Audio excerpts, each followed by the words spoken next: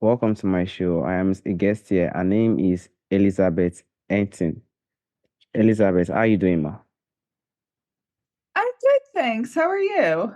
I'm fine. Thank you so much, ma. First, I want to go to your background, which you are an entrepreneur. You are also the founder of Yes. WTF and Just Happened, and you're also the founder of Why Get Wasted. Can you walk us through your Yes. journey, why you decided to go into the entrepreneurial journey, and how you are doing currently now, ma? I decided to go on the entrepreneur journey. Really, I really like to work for myself. I have a lot of ideas and I kind of always feel driven to do them. And I think I have I'm very curious about things and then I'll start going down rabbit holes. I'm like, oh, this could be a business. So I've always liked to, I think, kind of create stuff rather than join what's already existing. I mean, I like to be part of some things that are already existing. Like I'm very social. I like to be in communities, but when it comes to work, I guess I just feel like I get inspired by these ideas and I get excited and want to go do them. All right, man. Thank you so So, much, man. And in your journey, have you ever think of writing a book or have you written one? yeah, I wrote one for WTF just happened. I wrote two actually. The second one will be live mid August. So, but you can pre-order it now. You can pre-order the ebook for WTF just happened. The paper will be live August 15th, and then the audio a little bit of time, but the audio for the first book's about to launch in a few days. So, All right, man. Thank you so much, man. And I want to go to the area of the afterlife. Most of the time when I yes. I want to use myself as an example, when I meet a lot of people, they're gonna be like, there is nothing like afterlife. There's nothing that exists. If you are gone, you are gone, your own is just to fight for what is Yes. right for now. I would like to ask, like, what do you think is the evidence that we can say there is an afterlife, man?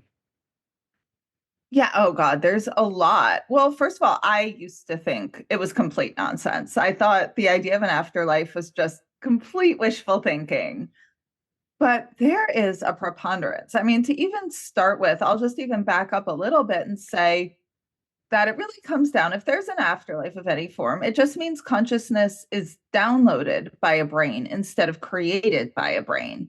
If you talk to neuroscientists, they don't really understand how it works, even if they think it's created by a brain. So in a way, it's just as much a mystery. And one of the biggest mysteries of the universe to think, how could this mass and matter material brain and neurons that, made up of living matter, but, like cells, but our cells innately are not conscious.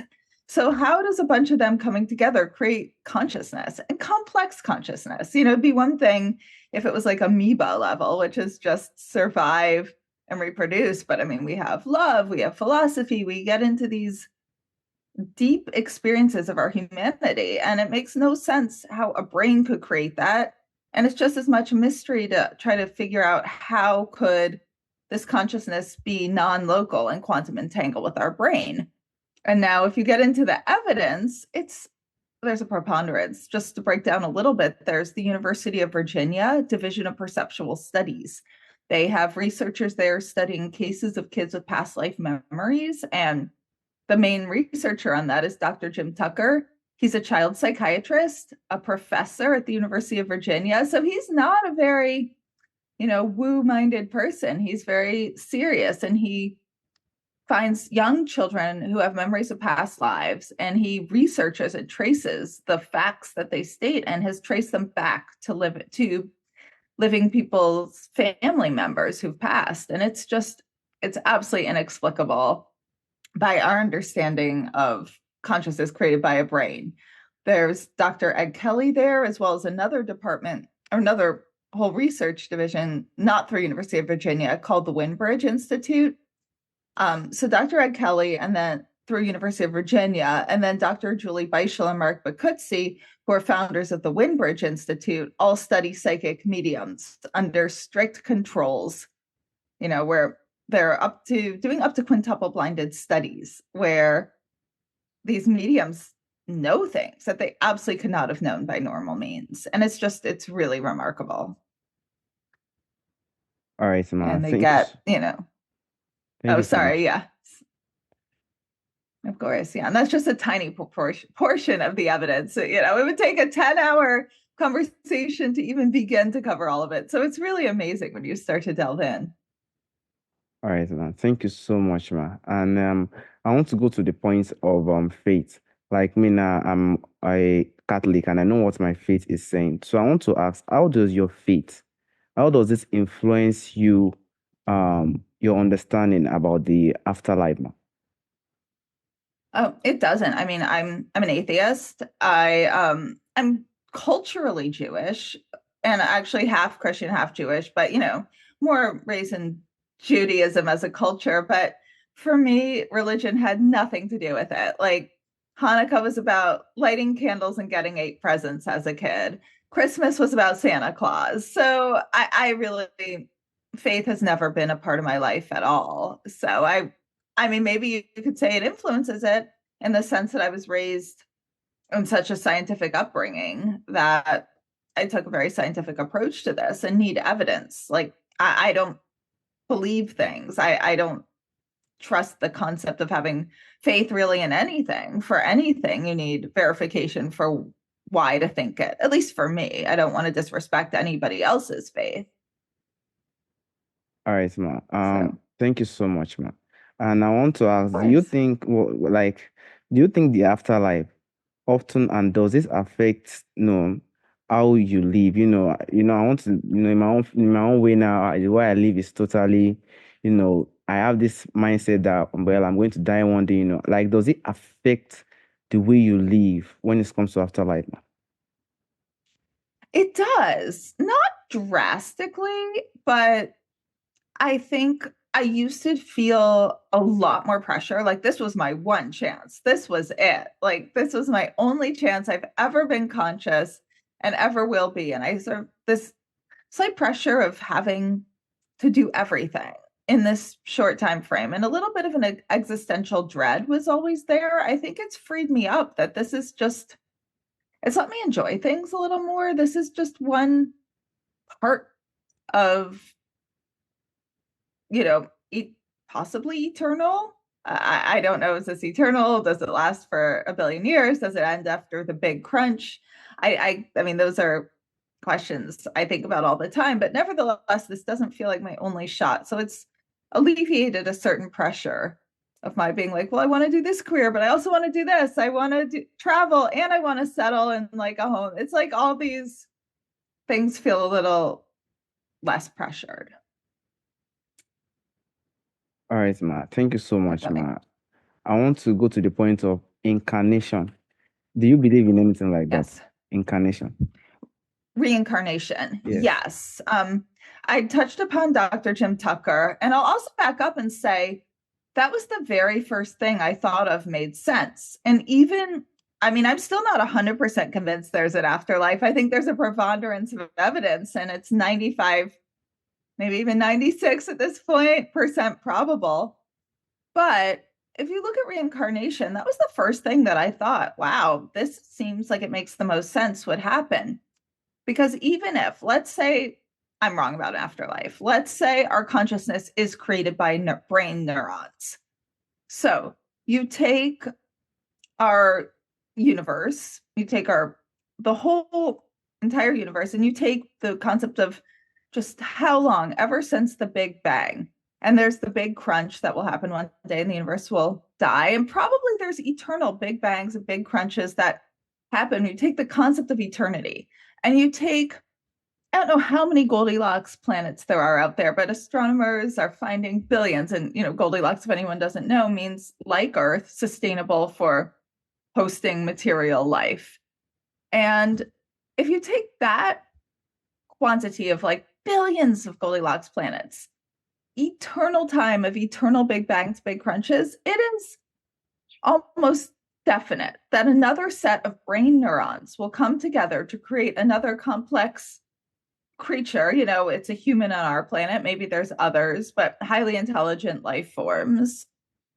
And another set of brain neurons will be something that is a you that you get to experience. Not the same person, but it's I mean, it's random that you're even experiencing you as you. So even if there's absolutely no afterlife, I think reincarnation is almost definite when I think of it that way. And then if we go into consciousness being non-local, which means it's entangled by a brain and not created by a brain, which means an afterlife is pretty much definite because our consciousness is not dependent on our body.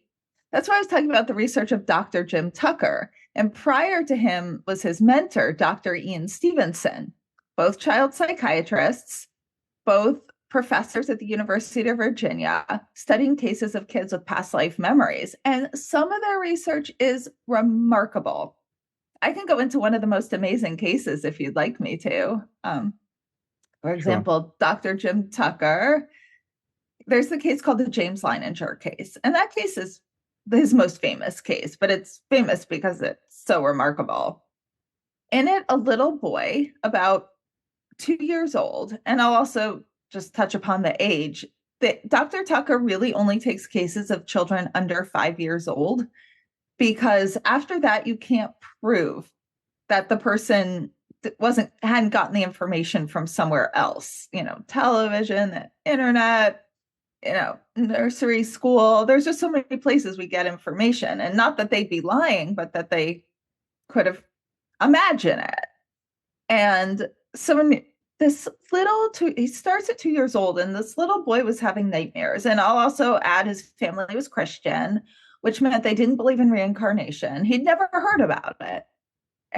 And so he was like playing with these little toy airplanes all the time, like playing as if they were crashing. And he would go into these emotional traumas, like screaming, like plane on fire, little man go down. And he'd wake up having those nightmares. So his parents had no idea what was going on. Eventually, they find Dr. Jim Tucker, who seems to think it's a past life of a world, after a lot of tracing, past life of a World War II pilot. I mean, it's such a complex case. I'm not going to do it justice. I can only touch upon the surface of it. Otherwise, again, a 10-hour conversation.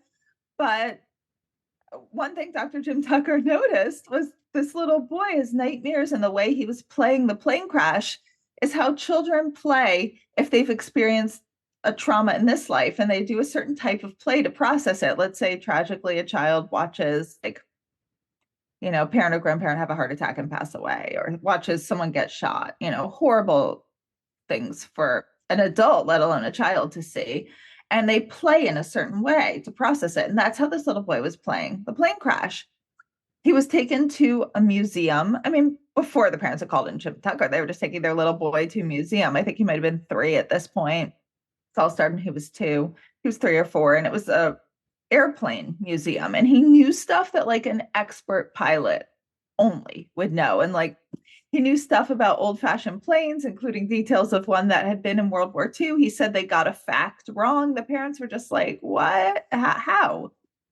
And eventually, again, long process, they trace him to a man. Also, the little boy's called James Leininger, and they trace him to another man who'd been called James, who was a World War II fighter pilot who passed away in the war. They find his still living old army buddies who are now old men. They shared memories with this little boy. He had these little army dolls, and one had, let's say, like black hair, one brown hair, one blonde hair, and he gave them each a name.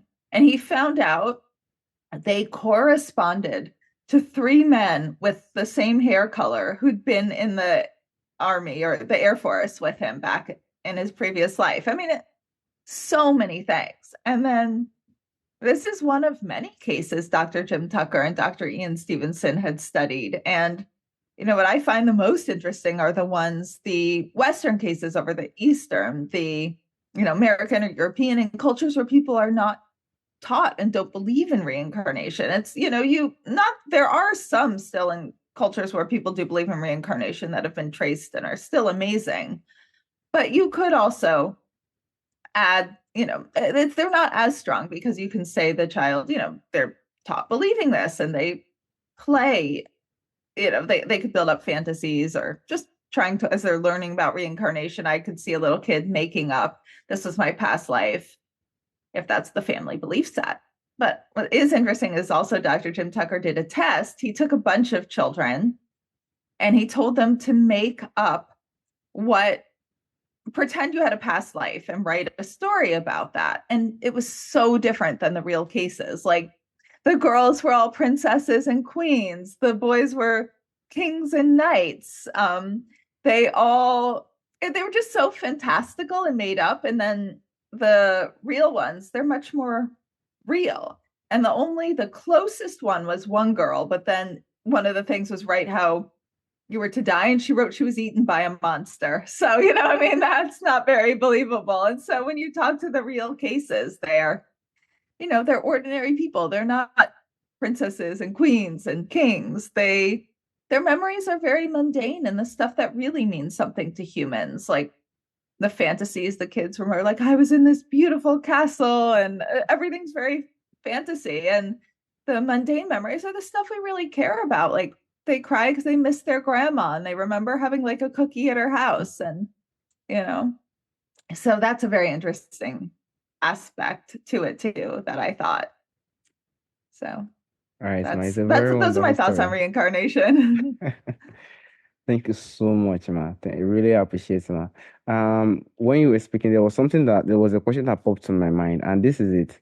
During the time of this dinosaur that was alive. Now the next one came, and I remember the time of those Egypt pharaoh time. They have this saying of afterlife, afterlife. Then we see a situation whereby we have a museum where we see a lot of morphine and things like that. I would like to ask, the afterlife, is there anything like afterlife after human? Is there anything like that? Maybe like there will be a time where there will not be any human, then it will be something else entirely.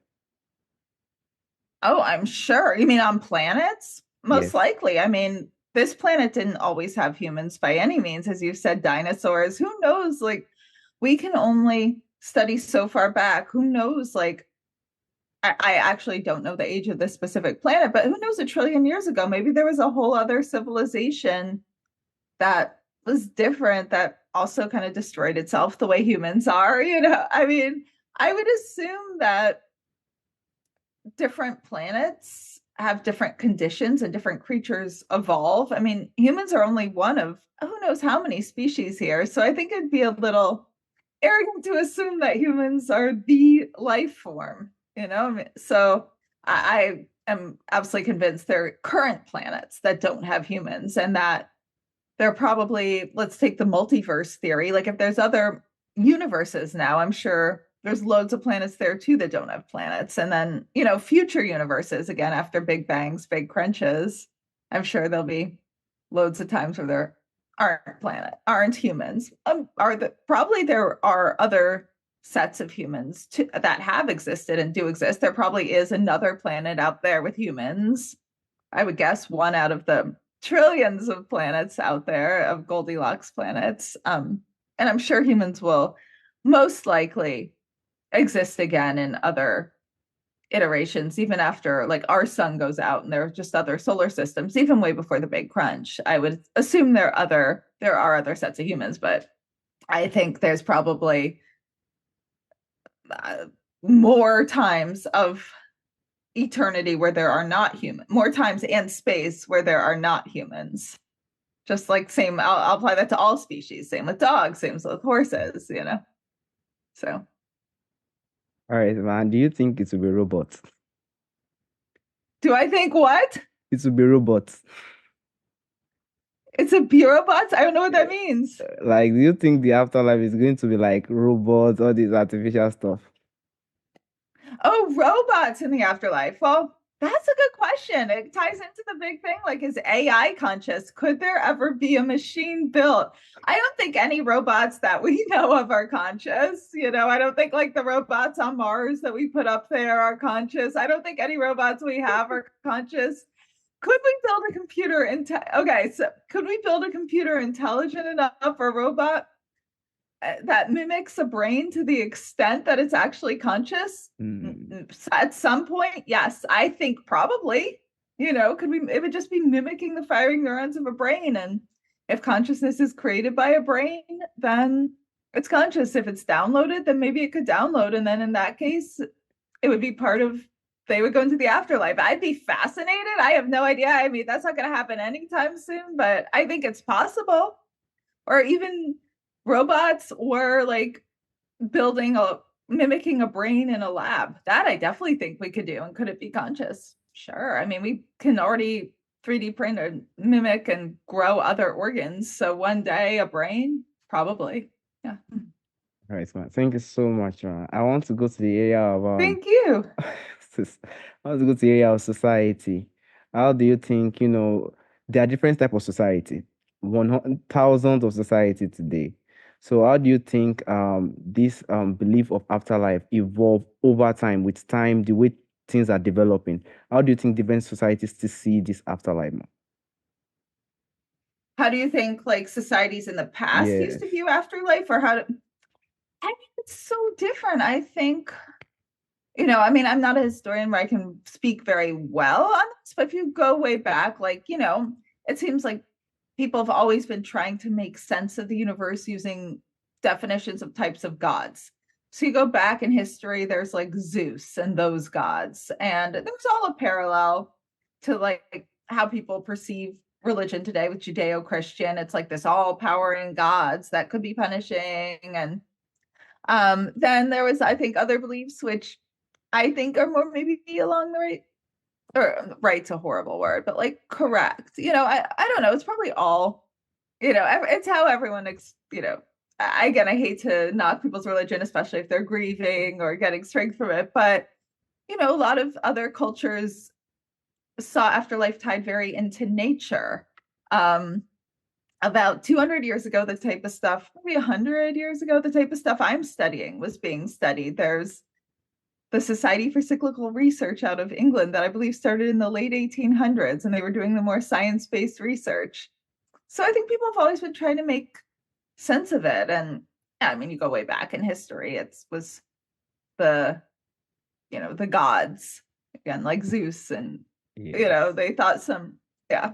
So Right. yeah, and I think there was probably always an assortment of beliefs. There were probably, I assume, people who didn't believe that, and people who thought when you died, and people who thought, yeah. So Thank you so much, man. And I want to go to the point of this concept of soul. Do you believe in soul? Maybe when someone is dead, there's something called soul. And maybe if you believe in anything like that, what happens to those type of soul? I mean, I have a hard time with the word soul. I hear that it sounds very religious, and I don't. I tend to say no, but then I guess it depends, how are people defining a soul? Like, so maybe this is how I would see it. Maybe this is a soul, and I'm just using different language. So let's say consciousness is not physical. It's stored by a brain. It's stored out of a brain, sort of like the cloud, and the way the cloud quantum entangles with our computer, or downloads to our computer. So I seem to think our consciousness is stored in a non-physical form, and it quantum entangles with our brains, us as a human, and our personality and our many lives and our many experiences, some probably on Earth, some probably on other planets, some probably in other dimensions, all then upload to this type of cloud, and it's our personality and it's us there.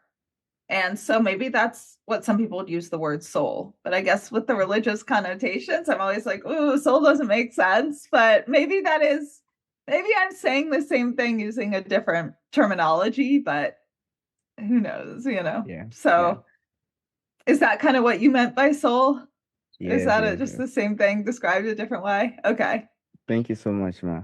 And I would like to go to the point because this thing I used to hear it very well. Some of my people be telling me that I talked to this person and the person is already dead. I spoke to him, I was hearing this voice.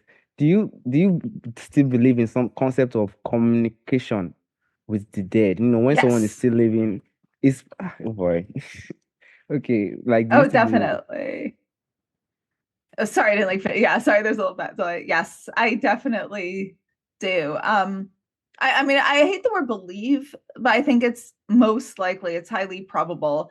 And that's based on like psychic mediums, which I mean, as well as after death communication, visitation dreams. I can go into quite a few reasons, but for example, psychic mediums.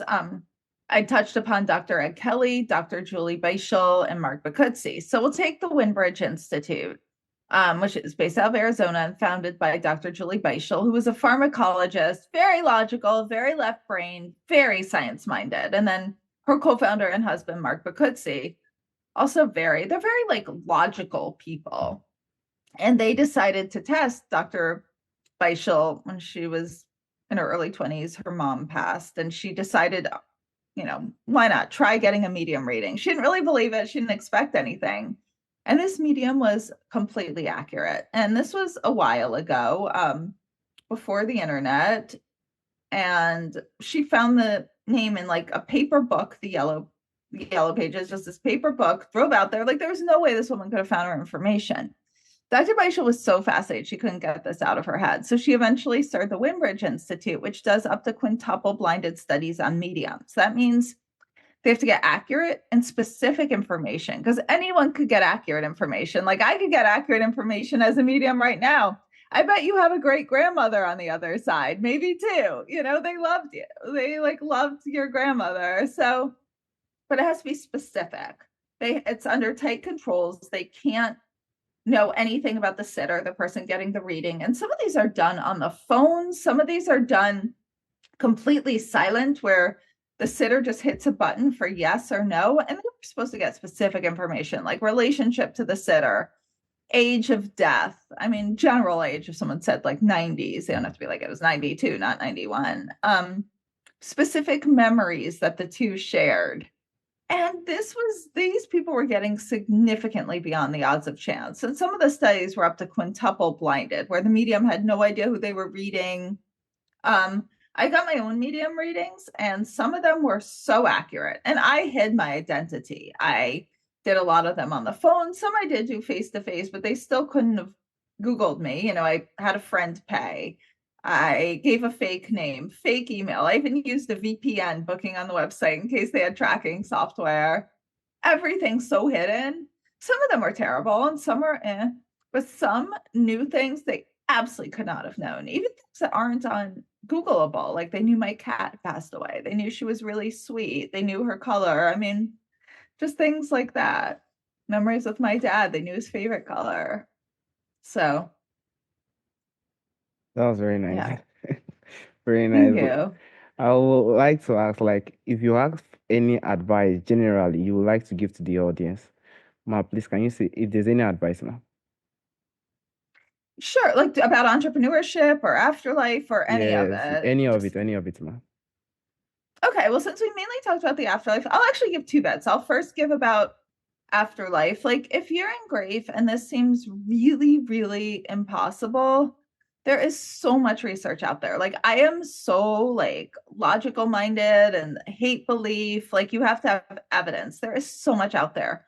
Just start doing the research. A really good place to start is the place I volunteer, the Forever Family Foundation. You can look at the scientists that are on the scientific advisory board, start to read their books. Read the books by Dr. Julie Beischel. You know, go look into the division of perceptual studies. Get your own medium reading. And if it's not good, don't be upset. Like, not all of them are good, but you just need, try to find one on the Forever Family Foundation list. Hide your name, hide your identity. There's just it's and then just remember the thing I said at the start, neuroscientists who in general think consciousness is created by a brain, that is just as big a mystery. It makes absolutely no sense how the material mass and matter of a brain could create consciousness. And also I'll shamelessly plug, listen to my podcast and read my book, but we're not the only source out there by any means, but of course I have to plug my own a little. Sure, sure, sure. Because I put in years of research into this. And then if we're talking about entrepreneurship, just like give it a try. Start small, start with what we call an MVP, minimum viable product, and just try to get your first client or first sale and just test it and use the data from that. Like who picked it? What were their characteristics? And, I got actually good advice yesterday. Like, I think if you're entrepreneurial, you have very big vision and you just want to jump to the big vision for your company, start really small and let it grow. And that's probably one of the hardest things for entrepreneurs because we tend to be a little like bigger visionary. So, yeah. All right. Thank you so much, ma. And normally there's a question I usually ask from the ancestors, from the forefathers, if there is anything you would like to bring, to our time today, what do you think that thing will be, ma? Anything else I'd like to add that I haven't said, you mean? Like Or I'm from, sorry, I don't. all right, from the ancestors, from the forefathers, if there is anything you Oh, would like to bring back to our time today, what do you think that thing will be, ma? ooh, from our ancestors. That's a good one. So way in the past. That's so hard to know. I think, you know, well, if you look at my other company, Why Get Wasted, we're all about zero waste and not reuse. They didn't have this almost entitlement that everything should be so easy and disposable. Like the concept of using a cup once seemed crazy. And it is crazy. Like, why should you use a cup once? Really, I think I respect them feeling like they were part of things and part of nature. Animals, like, yes, there was hunting and animals were killed, which is part of nature. Animals kill each other, but there weren't the brutal factory farms where an animal never even gets to see the sunlight. Like, I think the way that they interacted and respected, the consciousness of animals and the value of the planet and didn't think they should buy a cup that's plastic at like Starbucks or whatever coffee cup chain, toss it, and then eat a sandwich by an animal that was like never even allowed to walk free. So I would say that's probably what I'd most likely bring back. All right, that's very nice. I want to appreciate you, Oh, Mrs. Elizabeth again. Thank you so much for your time.